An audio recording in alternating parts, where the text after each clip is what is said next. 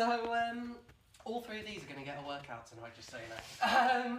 So, I'm going to start with a few from Dark Nights into Brighter Days, which came out at the end of June, and both Lucy and Charlie performed, and were both just absolutely wonderful and really made it a special night. That was down in Worcester at Paradiddles on Sunday. And the mayor. And the mayor, yeah, even got the mayor of Worcester performing. I don't know. I think that was more by fluke than choice, but I think that made the night. He almost stole the show, almost. So the first one I want to start with is actually a short story, and it tells the story of a friend that I have. Said friend lives in Leicester, and at the time I was living in Coventry at university. This is what I think would have happened had said friend come over to Coventry after what I can only describe as the worst night of my life. The talk. She sits opposite me, hands around a coffee, torn between disappointment and relief that I was able to stop myself before things went too far. She takes a sip from the mug, places it back down deliberately, speaks. "Why?" she asks. "Why did you not tell me you're feeling so shit about yourself?" How do I answer that? How can I tell her why I'm so full of hate towards myself when even I don't know? No excuses, I eventually say. I just couldn't stop myself. I was weak and I'm sorry. "I don't want you to be sorry," she tells me softly. "I want you to talk to me. You're my best friend, and I hate that you're not letting me be there for you, especially after everything we've been through together." She's right. We've always had each other's backs. Why did I not reach out to her that night? I will, I promise. Being in the hospital scared the shit out of me. I don't want to be back there again. I can't go on. The lump in my throat blocks the words. She places a hand gently on mine, waits, then asks me to look at her. I lift my head. She's holding back her own tears. "You promise to tell me if you ever feel like that again?" she questions. I nod. "Even if it's the middle of the night?" I nod. "No matter what sparks it off?" I nod. She stands, comes around to my side of the table, sits next to me, puts her arms around me, pulls me close. "I love you so much," she whispers, "and I'm here for you." We separate. Outside, the winter sun shines from behind the clouds.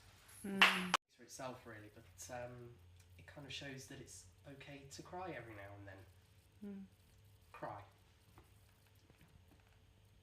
When was the last time you cried? I mean, really, really cried. What about the who, and the why, and the where? Most of all, the why. The last time I cried, today. It seems ridiculous now, like, really ridiculous. I'm not injured. I'm healthy. I'm playing great badminton. So why the forehand did I cry? Let me tell you the story. Sitting comfortably? Good. Once upon a time I cried. Alone at home, abandoned by the world, or so it felt. Have you ever felt alone? As in completely alone? I have. I do most days. Stuck in an apocalypse. No way back. No hope. No light. Tell me, would that make you cry when your mind works overtime, whispering that you're no good and that everyone will leave? That's what made me cry today. I'm not ashamed to admit that sometimes I sit and cry. I'm not afraid to say it, and you shouldn't be either. You're you, and you're beautiful. We all cry occasionally. We are human, not robots. So if you feel like crying, no matter what it's about, tell me. I'm here, you'll show me. How I wish you wouldn't show my flaws in all their glory. How I long for a filter or some creative technique to paint a better picture than the one I see right here. Mirror, mirror, on the wall, how I wish you wouldn't rob me of all my confidence without thought, care, or mercy.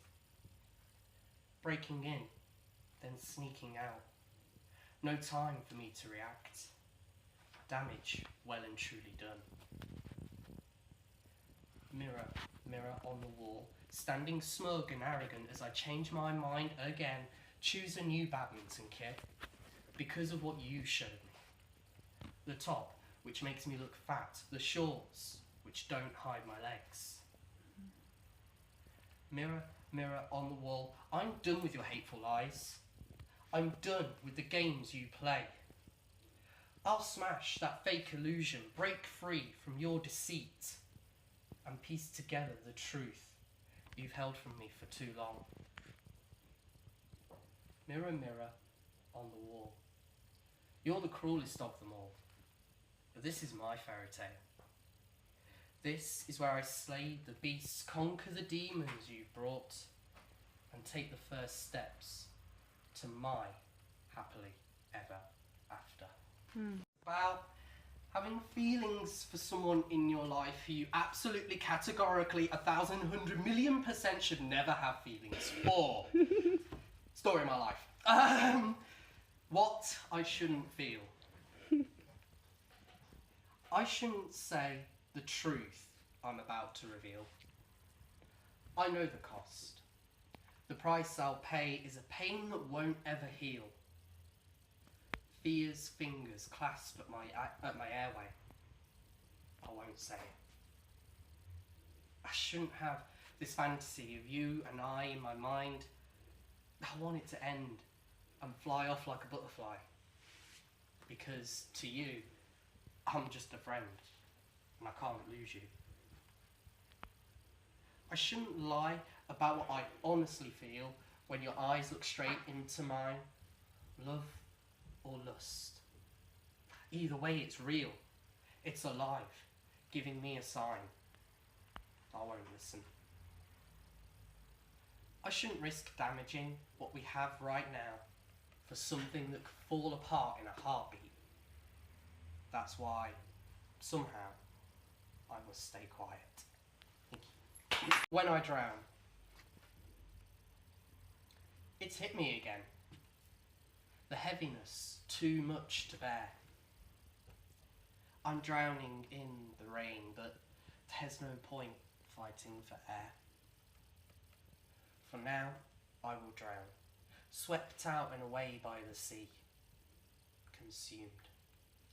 Down, down, and down I'll fall, but don't try to save me. I've learnt the hard way how to sink and somehow survive when I'm swept away. Burning resolve keeps me alive. Exhausted, yet strong, I drift on to calmer water. I'm floating all day long, but on I go. I won't falter. All I need is time. Time to recharge my soul and breathe. Out of the sea I'll climb, onto safer shores. The waves seethe.